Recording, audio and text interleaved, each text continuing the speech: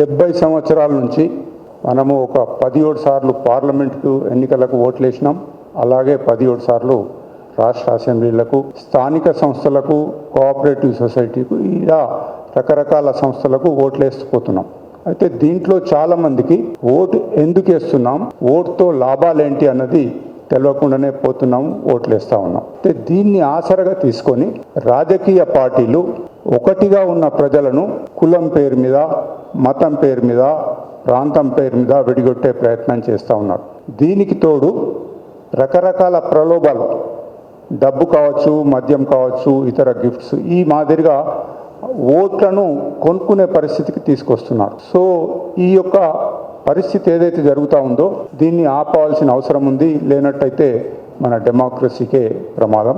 భారతదేశం ప్రపంచంలో అతిపెద్ద డెమోక్రసీ అని చెప్పుకుంటాం మనం. సుమారుగా 90 కోట్ల మంది ఓటర్లు ఉన్నారు. అయితే వీళ్ళు అందరూ ఓటేస్తున్నారా, ఓటేస్తే సరి అయిన క్యాండిడేట్స్ ఓటేస్తున్నారా అన్నదే ఒక పెద్ద ప్రశ్న. ఇక మనము మన తెలంగాణ రాష్ట్రంలో ఓటర్ పర్సంటేజ్ చూసినట్టయితే జనరల్ ఎలక్షన్స్లో గ్రామం లెవెల్ లోపల 70 నుంచి 85% కూడా పోలింగ్ జరుగుతుంది. సిటీల లోపల కొద్దిగా తక్కువ ఉంటుంది. బట్ జూబ్లీ హిల్స్లో ఎన్నడూ కూడా 50% మించలేదు పోలింగ్. గత 2 ఎలక్షన్స్లో 46-47% పోలింగ్ జరిగింది. సో మా ఉద్దేశం ఏంటంటే ఎక్కువ మంది పోలింగ్లో పార్టిసిపేట్ చేయాలా, మంచి వారికి ఓటేయాలా, ప్రలోభాలకు లొంగదు.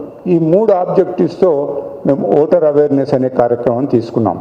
అయితే నిన్న ఒక పత్రికా మిత్రులు అడుగుతున్నారు, ఓటర్ అవేర్నెస్ కార్యక్రమం అని చెప్పి ఒక ఓటర్ లేకుండా మీరే మాట్లాడితే మరి లాభం ఏంటని. అంటే ఓటర్ దగ్గరికి పోవాలంటే అక్కడ ఒక 4 లక్షల ఓటర్లు ఉన్నారు. కనీసం ఒక 10% అంటే 40,000 మందికి రీచ్ కావాలంటే కూడా మాతో అయ్యే పని కాదు, చాలా పెద్ద పని అది. తర్వాత ఇప్పుడు ఆ జూబ్లీ హిల్స్ అసెంబ్లీ కాన్స్టిట్యుయెన్సీ లోపల అన్ని పార్టీలు రకరకాలుగా క్యాన్వాసింగ్ చేస్తూ ఉన్నాయి.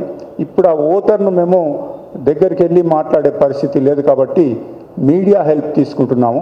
మీ ద్వారా జరుగుతున్నది ఏంటి అక్కడ అది చెప్పదలుచుకున్నాము. ఫోరం ఫర్ గుడ్ గవర్నెన్స్ నుంచి మై అపీల్ నంబర్ 1, పొలిటికల్ పార్టీస్కు రిక్వెస్ట్ ఏంటంటే ఇది లిమిటెడ్ ఏరియాలో జరుగుతున్న ఎలక్షన్ కాబట్టి వాచ్ బాగుంటుంది. అది గవర్నమెంట్ తరఫున కావచ్చు, లేదా అబ్జర్వర్స్ ఉన్నారు, పబ్లిక్లో కూడా సిటీలో ఉంది కాబట్టి చాలామంది ఎడ్యుకేటెడ్ పీపుల్ ఉన్నారు. ఏదైతే డబ్బు పంచే ప్రయత్నం చేస్తే తప్పకుండా కేసెస్ బుక్ అవుతాయి. ముందు క్యాండిడేట్స్కి ఇది ఒక మచ్చగా తయారవుతుంది. ఇప్పుడు కాంటెస్టింగ్ క్యాండిడేట్స్కి కూడా మేము వెరిఫై చేస్తే కొన్ని కేసులు ఉన్నాయి, అంటే ఎన్నికల్లో డబ్బు పంచినట్టు. కాబట్టి దయచేసి డబ్బు పంచద్దు.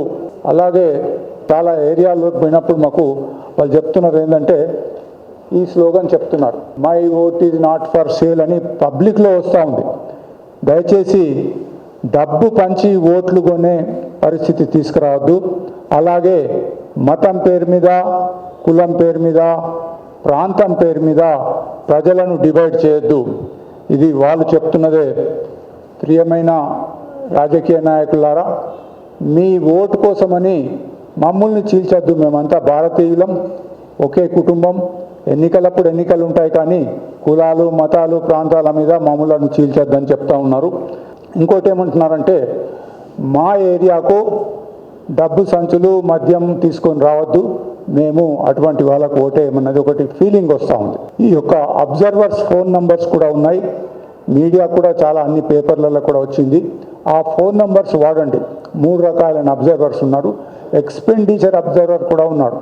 అంటే ఎక్కడైనా పెద్ద ఎత్తున పార్టీ జరిగి బాగా డబ్బు ఖర్చు పెడితే అది ఇంటిమేట్ చేయండి, వాళ్ళు చూస్తారు ఏమవుతుంది ఏం కథ అని చెప్పి. ఓటర్స్కు అప్పీల్, ఇదివరకు చాలామంది చెప్పినారు నోటా.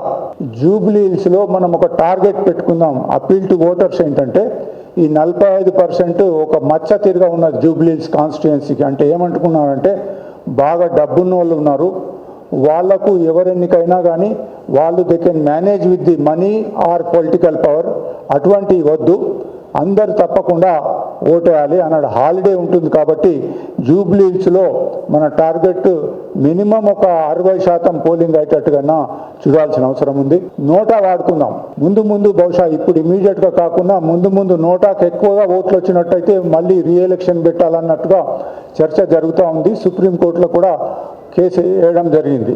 లాస్ట్ ఏంటంటే ఒక చిన్న announcement forum for good governance నుంచి మీడియా వాళ్ళందరికీ కూడా నేను రిక్వెస్ట్ చేస్తున్నాను. అభ్యర్థులు ఉన్నారు అక్కడ, అభ్యర్థులను కూడా ఇలా కూర్చోబెట్టి ఇంటరాక్షన్ ముఖాముఖి అభ్యర్థులతో 2వ తేదీ నాడు ఆ ప్రెస్ క్లబ్ బషీర్బాగ్ లోపల 2 నుంచి 4 2 to 4 అభ్యర్థులతో ఇంటరాక్షన్ మేము వాళ్ళను లెటర్స్ రాసినాము, వాళ్ళ ప్రెసిడెంట్తో కూడా మాట్లాడినాము, అందరు వస్తామన్నారు. వాళ్ళని కూర్చోబెడతారు. జూబ్లీస్ ఓటర్స్ కొందరు వస్తారు ఇక్కడికి, వీళ్ళు చెప్తారు నాకు ఓటు ఎందుకు వేయాలా, ఓటేస్తే నేను ఏం చేస్తానని వీళ్ళు చెప్తారు. ఓటర్స్ క్వశ్చన్స్ చేస్తారు, మా సమస్యలు ఇవి ఉన్నాయి నువ్వు తీరుస్తావా అని చెప్పి. ఈ విధంగా ఇంటరాక్షన్ ఉంటుంది. ఇది ఒక ఎక్స్పెరిమెంట్గా మేము చేస్తున్నాం. దయచేసి మీడియా వాళ్ళు దీన్ని బాగా పబ్లిసిటీ చేసినట్టయితే బాగుంటుంది. 2 to 4 ఆన్ 2nd సండే నాడు 2 నుంచి 4 వరకు ప్రెస్ క్లబ్ లోపల ఈ మీటింగ్ జరుగుతూ ఉంది. ఈ కార్యక్రమము అందరికీ తెలిసిందే. ఓటర్ అప్పీల్ మేము చెప్పినవి కొత్తవి కావు, కానీ మళ్ళీ చెప్తా పోతుంటే కనీసం ఓటర్స్ కొద్దిగా జాగరూకులై సరి అయిన వారిని ఎంచుకొని ఓటేస్తారని, డబ్బులు తీసుకోరు, ప్రలోభాలకు లొంగరని చెప్పే ఉద్దేశంతో ఈ కార్యక్రమం చేపట్టబడింది.